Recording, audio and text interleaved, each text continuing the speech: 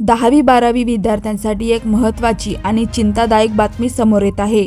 बोर्डाने कुठला निर्णय घेतलेला आहे त्यामुळे विद्यार्थ्यांची चिंता वाढलेली आहे। 10वी-12वी बोर्डाच्या परीक्षा जवळ आलेल्या आहेत। अगदी आता 11 फेब्रुवारीला 12वीची परीक्षाही सुरू होणार आहे, तर 10वीची परीक्षाही 21 फेब्रुवारीला यावर्षी लवकरच सुरू होणार आहेत। याच दरम्यान बोर्डाने अनेक निर्णय घेतलेले आहेत। काही बोर्डांनी निर्णय हे परत घेतले आहेत, तर काही हे लागू केले आहेत। त्यातच आता एक मोठा निर्णय बोर्डाने घेतला आहे, त्यामुळे नक्कीच विद्यार्थ्यांची चिंता वाढलेली आहे। याचीच एक विश्लेषित माहिती आपण पाहणार आहोत। राज्यातील 10वी आणि 12वीच्या परीक्षांचे वेध आता विद्यार्थ्यांना लागले असून अभ्यासाची तयारीही सुरू आहे। राज्य शासनाने यंदाची बोर्ड परीक्षा अधिक गांभीर्याने घेतली असून 10वी आणि 12वी बोर्ड परीक्षा कॉपीमुक्त व्हावी यासाठी आता महत्त्वाचे पाऊल उचलले आहे। कॉपीमुक्त परीक्षांसाठी सरकारने राज्यातील काही संवेदनशील परीक्षा केंद्रावर ड्रोनचा वापर करण्याचा निर्णय घेतला आहे। 10वी आणि 12वीच्या परीक्षांवेळी स्थानिक गुंडगिरी व स्थानिक यंत्रणांवर दबाव टाकून परीक्षा केंद्रावर कॉपीमुक्त करणारे प्रकार अनेकदा उघडकीस येतात। या कॉपीमुक्त प्रकाराला आळा घालण्यासाठी राज्य सरकारने महत्त्वाचा निर्णय घेतला आहे।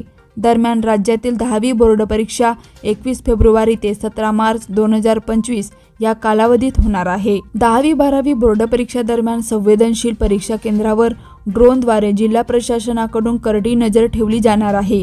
बोर्ड परीक्षा केंद्राच्या बाहेर जिल्हा प्रशासनाकडून व्हिडिओ चित्रीकरण केले जाणार आहे।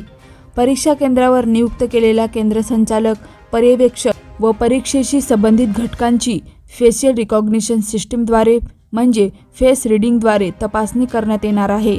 या बोर्ड परीक्षेत कॉपीमुक्त अभियान यशस्वी करण्यासाठी बोर्डाकडून विशेष सूचना जारी करण्यात आल्या आहेत।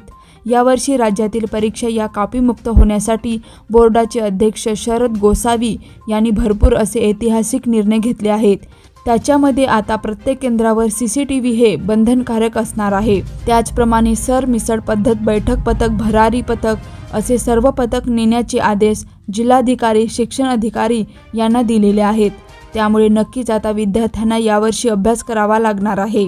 जिल्हा प्रशासनाकडून परीक्षा केंद्रावर नियुक्त केलेला केंद्र संचालक, पर्यवेक्षक व परीक्षेशी संबंधित घटकांची तपासणी करण्यात येईल। तसेच विभागीय मंडळामार्फत परीक्षेशी संबंधित सर्व घटकांना अधिकृत ओळखपत्र देण्यात येईल। महाराष्ट्र प्रिव्हेन्शन ऑफ माल प्रॅक्टिस ॲक्ट 1982 या कायद्याची अंमलबजावणी करावी व कोणत्याही परीक्षा केंद्रावर गैरप्रकार घडल्यास गैरप्रकारांना उद्युक्त करणारे, मदत करणारे व प्रत्यक्ष गैरमार्ग करणाऱ्यावर दखलपात्र व अजामीनपात्र गुन्हा दाखल करण्यात येईल, असेही शासनाने स्पष्ट केले आहे।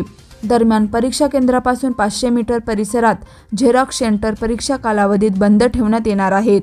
तसेच संबंधित परीक्षा केंद्राच्या परिसरात कलम 144 लागू करण्यात येणार आहेत।